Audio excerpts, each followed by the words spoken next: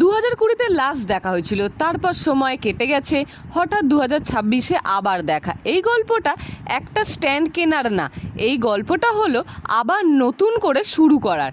একটা মানুষ ছিল, ইনস্টাগ্রামে আলাপ হয়েছিল, তারপর এক বান্ধবীর সূত্রে আবারও যোগাযোগ। তরুণদা আমাকে ভাই বলে ডাকে, আমি মেয়ে হলেও ওই ডাকটা আমার ভালোই লাগে, কারণ কিছু সম্পর্ক থাকে যেখানে নামের থেকেও অনুভূতিটা বেশি সত্যি হয়। যখন প্রথম ভিডিও বানানো শুরু করি তখন কোনো স্ট্যান্ড ছিল না, কোনো লাইট ছিল না, জলের বোতলের ওপর ফোন রেখে কারুর বাড়ির দেয়ালে ঠেকিয়ে জানলায় গ্রিলে বেঁধে এইভাবেই ভিডিও বানাতাম। আজ যারা রিল দেখে বলে ওর তো সব রেডি ছিল, তারা জানে না একটা ভিডিও করার জন্য কত কিছু প্রয়োজন।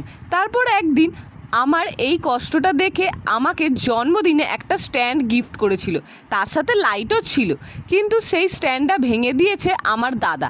সেদিন খুব খারাপ লেগেছে, কারণ জিনিসটা যতটা না দাম তার থেকে অনুভূতিটা অনেক বেশি জড়িয়ে। বাবা আমাকে বলল যে তোমার স্ট্যান্ডটা দিয়েছিল তাকে ফোন করো। আমি সাথে সাথে ফোন করলাম তরুণদাকে, আর তরুণদা বলল ভোটের কাজের সূত্রে বাড়ি ফিরছি।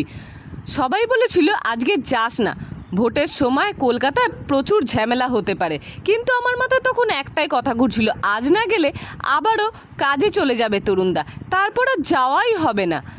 আগের দিন রাত পর্যন্ত ঠিক ছিল যাওয়া হবে না, হঠাৎ পরের দিন সকালে ঘুম থেকে উঠেই ফোন, ভাই যাবি, রেডি হ।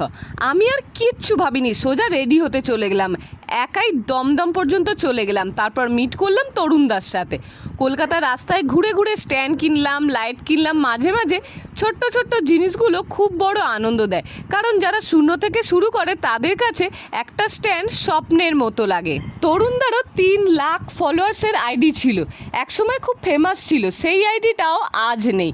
তাহলে বুঝতে পারছো সোশ্যাল মিডিয়ার সব কিছু 1 সেকেন্ডে কিভাবে শেষ হয়ে যেতে পারে। জীবন বারবার একটাই জিনিস শেখা, হারিয়ে যাওয়া মানে শেষ নয়, কখনো কখনো ওটাই নতুন শুরু। ফেরার সময় নৈহাটি স্টেশনে দাঁড়িয়ে হঠাৎ মনে হলো বড় মার কাছে যদি একবার যাওয়া যেত।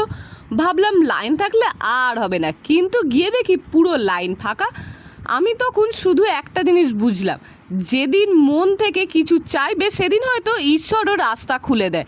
বড়মার দর্শন দিয়ে বেরোতে দিদি ফোন করে বলল আমি তোকে আনতে আসছি। সেদিন সব কিছু যেন নিজের জায়গায় বসে যাচ্ছিল। তারপর বাড়ি ফিরে জানতে পারলাম দিদি স্ট্যান্ড নয়, একটা ফোনের হোল্ডার কিনলেই হয়ে যেত, মানে বেকার বেকার টাকা নষ্ট হলো। আমার টিকটক আইডি চলে গেছে, তারপর ইনস্টাগ্রামে 0 থেকে শুরু করা সেই ইনস্টাগ্রামের আইডিও চলে গেছে। আবার এখন নতুন করে আইডি খুলে নতুন করে কাজ শুরু করেছি। তোমরা একটু সাপোর্ট আর ভালোবাসা দিও, আর যেদিন সফল হব পুরো গল্পটা শেয়ার করব।